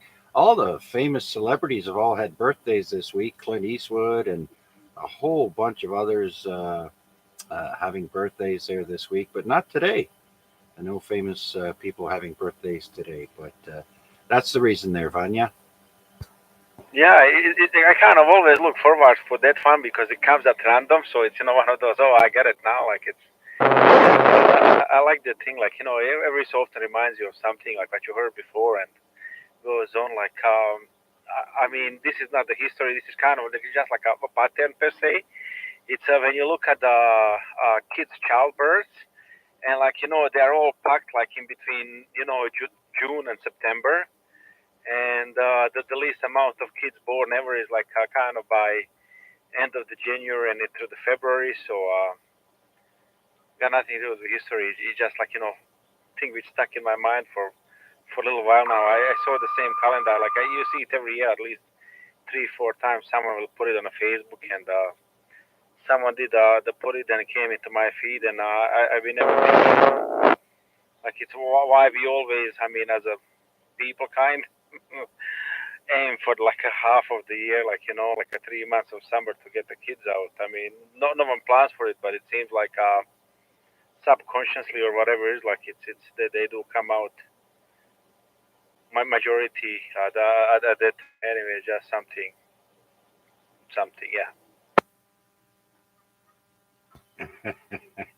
Okay, well, hang on a second there. I did hear another station keying up with you. Is there a comment in there? Go ahead.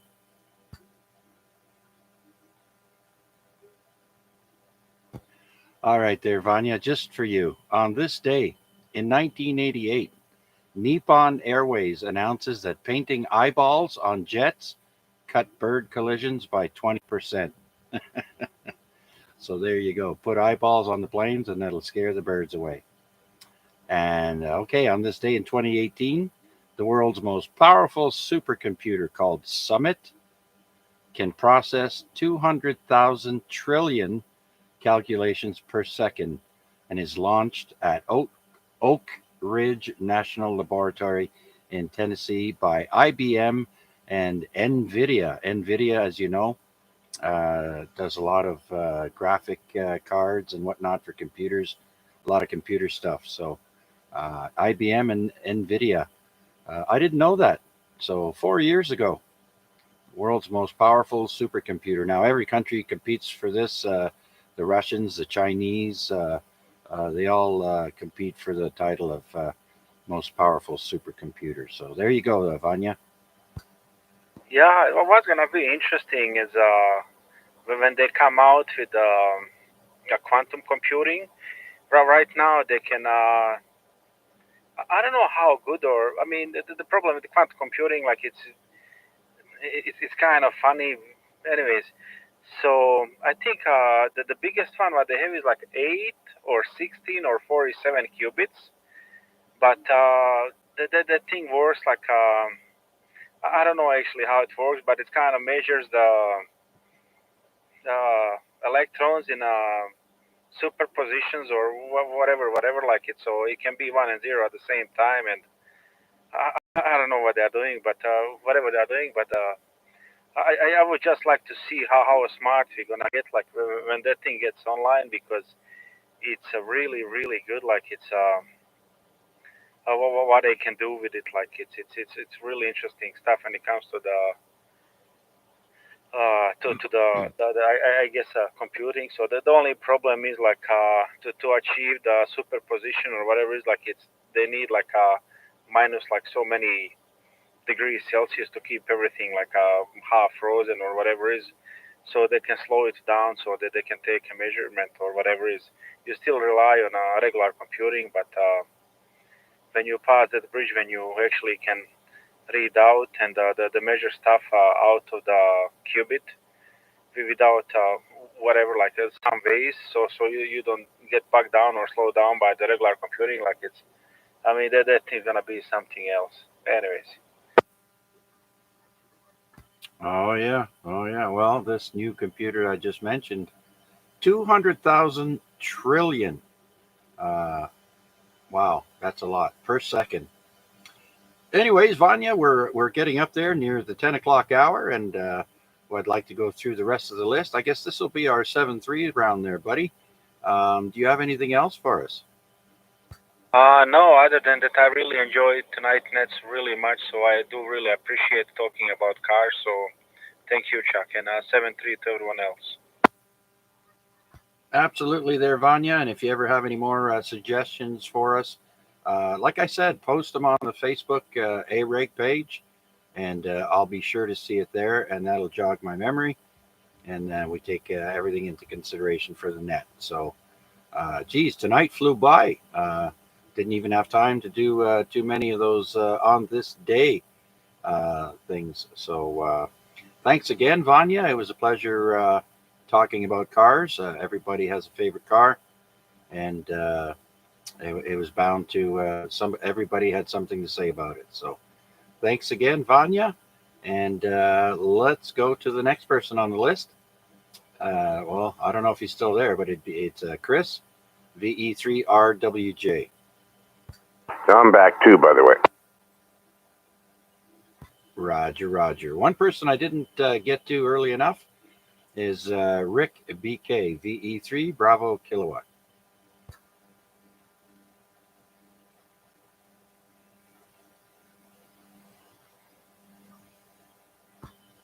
Okay, nothing heard from Rick. Let's go up to PDL, VE3 PDL. Yeah, just finished talking to John. I told him I had to jump in for the 7-3 round and such, so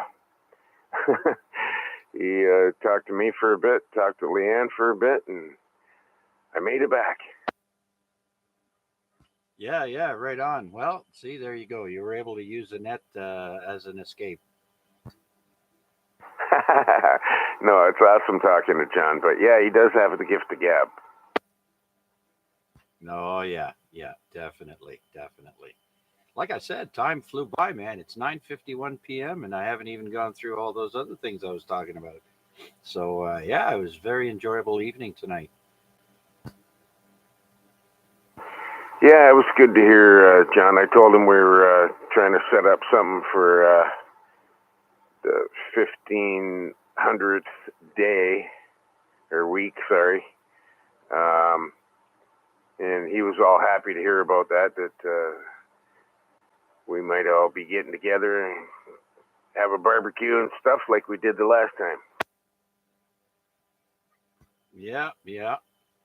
We'll definitely talk for sure. Okay, Paul. Again, thank you for that. I wasn't expecting you to to call him tonight, but quite the nice surprise. Yeah, well, I hadn't talked to him in a long time, and you put the guilties on me, so I had to call him. But yeah, it was awesome hearing from him, and I hope things go a little better for him, though. He's kind of in purgatory at the moment, so hopefully he gets his housing thing set up ASAP. Yeah, I feel the same there, Paul. All right, thanks again. Anything else? No, sir, and you're more than welcome, and yeah, I'll pass it back to you and listen along till the end, and probably past V3 PDO. All right. Well, with that, then I guess we'll start at the very top of the list. But first, let's do one quick, couple of quick things here. Uh, you guys know who Frank Grillo is? He was one of the actors in Captain America. He was one of the bad guys there in The Winter Soldier, Civil War, Endgame, and he's done a bunch of other stuff. And he's got a birthday today, born in 1965. So he's about 57 years old or 55. Yeah, around 55 or so. So good for him. Great shape for an older guy. All right, let's go to George, VE3GBD. Last call, George.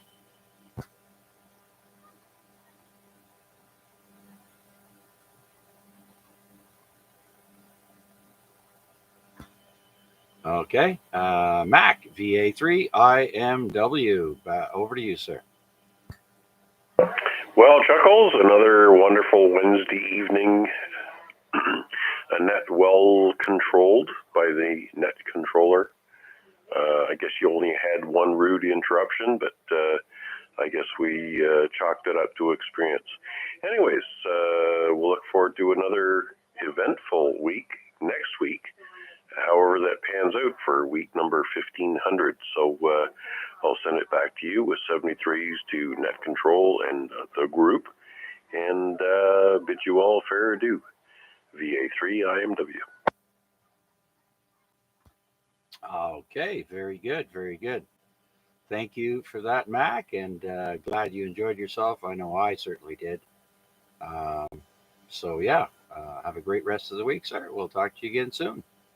VA3XLJ, Rick, are you still there?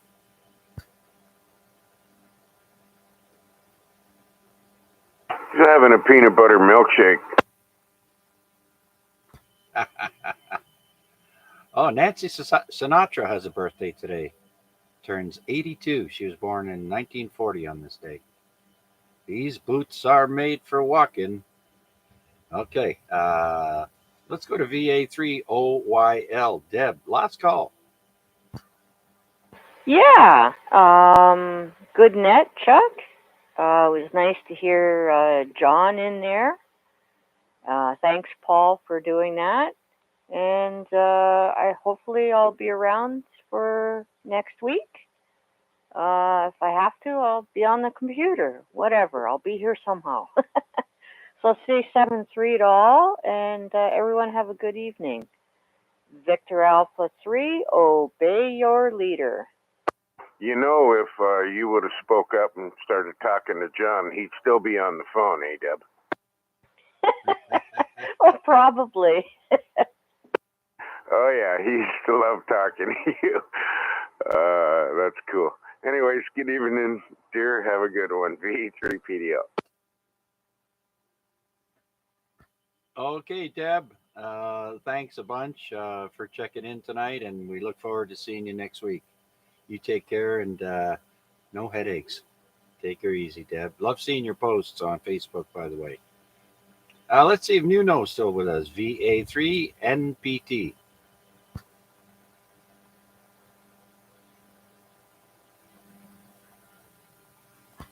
All right, let's try Rick BK again. Victor Echo 3, Bravo Kilowatt. Rick, are you there?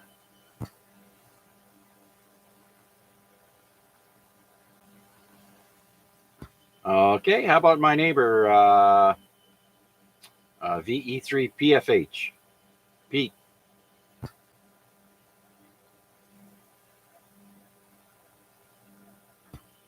Okay, we're going to jump over the YouTube check-ins and go to Bob, VE3XKV.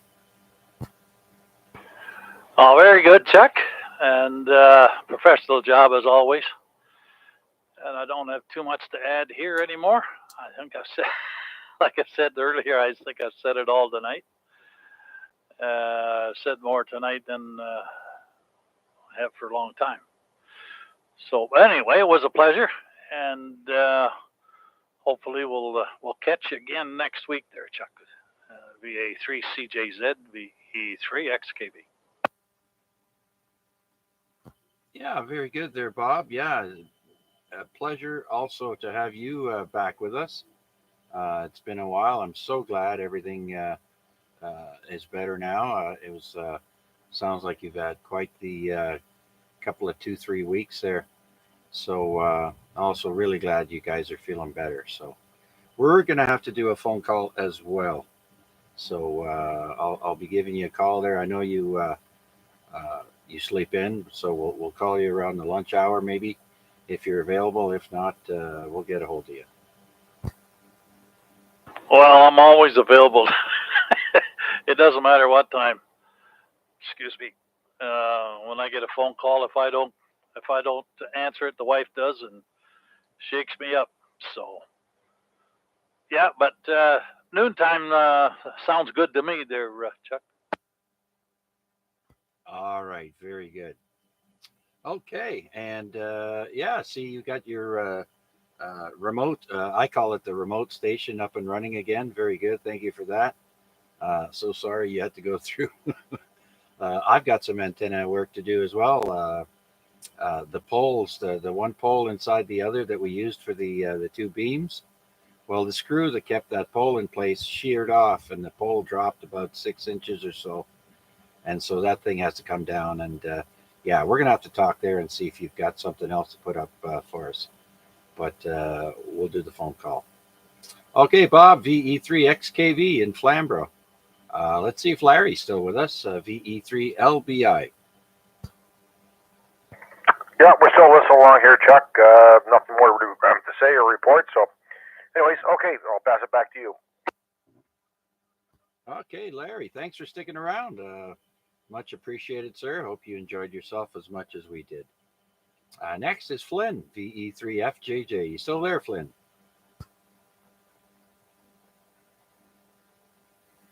Hello, Chuck. Yeah, still here, still breathing, still kicking. Yeah, no fire department? Stop kicking. Move on the fire department.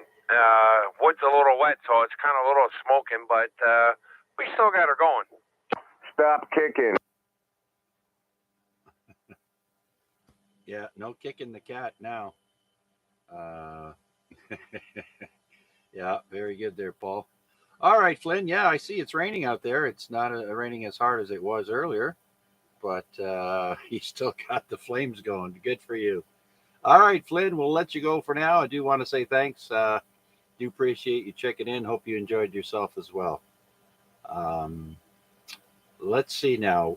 It's 10:01 p.m., but let's do one more call out and see if there's any last minute check ins for the Amateur Radio Exchange Group. This is Victor Alpha 3, Charlie Juliet Zulu. Any new check ins? Come now. Victor Alpha 3, Charlie Juliet Zulu. This is Victor Alpha 2, Whiskey Bravo Tango Stroke VE3. The name here is Andy. I'm just passing through town. I'm in the Hilton Hotel downtown, and I've been listening to the end of your net and really enjoying hearing the camaraderie and the discussions. And I just thought I'd check in and say hello from here in my hotel room as I am passing through your fair city of Hamilton. So 73s to everybody, and really a privilege to connect with you on this famous Simplex repeater here in Hamilton. Roger that. Let me repeat the call sign there. VA3WBT stroke VE3. And where are you from? And what's your name? Andreas? That's right. It's a VA2. So I'm from Quebec. VA2WBT stroke VE3. The name here is Andy, or Andreas is my actual name, but I go by Andy on the air. And actually, my QTH is in Montreal, so some distance away. But I used to live in Ontario, and a very long time ago, I had a VE3 call sign with the same WBT at the end. That was something like 27 years ago when I got my license, and I've just recently rejoined the hobby, and I'm having a whole lot of fun just learning about what's available and what people are doing, and just not enough time still, but just enjoying what's out there. I think there's a real resurgence in the hobby in some sense, and there's so much opportunity for all kinds of experimentation and new forms of learning, and I'm really, really enjoying it. So I hope I've answered your question. My name is Andy, and call sign again is VA2 WBT stroke VE3. Back to you. Okay, Andy. Pleasure to have you aboard with us from Montreal. God, it's been years since I've been to Montreal. I used to love it there. I lived in Ottawa for a while, and so driving to Montreal was only an hour and a half away or so. And we used to go there every once in a while and enjoy the nightlife and the restaurants. Okay, well, you can listen back to us on YouTube. Just put in VA3CJZ in the YouTube search, and you can find us there. Usually it's called AREG, and tonight is AREG week 1499. So, welcome to Hamilton, and we look forward to hearing from you again when you pass through. Thanks again, Andy. And Chuck actually knows 3 or 4 words in French too. Yes, I am fluent in French. Being from that area, you have to be. Very good. Merci beaucoup, André. À la prochaine, if you speak French. Oui, très bien ensemble. Well, thank you so much. I'm actually originally from BC, so and my job is I'm a professor at McGill, where we don't actually use French very much in our work. So I'm embarrassingly inadequately equipped when it comes to French. I can order a beer, but beyond that, it doesn't work too well. Very good. Thank you so much for your welcoming words, and I will check the YouTube feed, and I will, with pleasure, note this QSO in my logbook as a quite a special event in my life. Thanks again. VA3CJZ. This is VA2WBT/VE3. Back to the net. All right. Very good, Andy. Enjoy your stay, and have a great rest of the week. One more time, if there's any other last-minute check-ins for this week's Amateur Radio Exchange Group, this is VA3CJZ looking for any last-minute check-ins.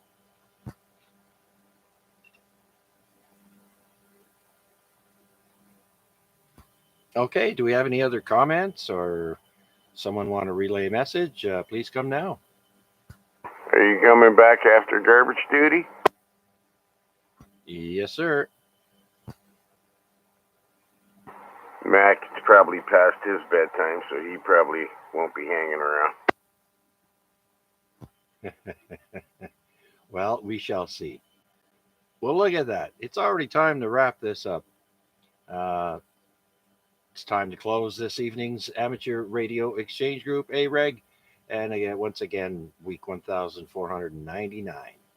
I'd like to thank everyone for participating in this week's AREG, and I look forward to hearing from you again next week, week 1500. Until then, stay safe. Have a great rest of the week. This is VA3CJZ saying 7-3 and good night.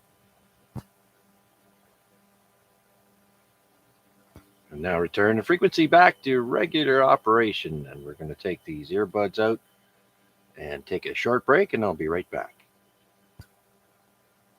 And Mac, what did you say when I said that? Because Chuck keyed up with you and kind of messed you up. Yeah, I kind of figured it would be a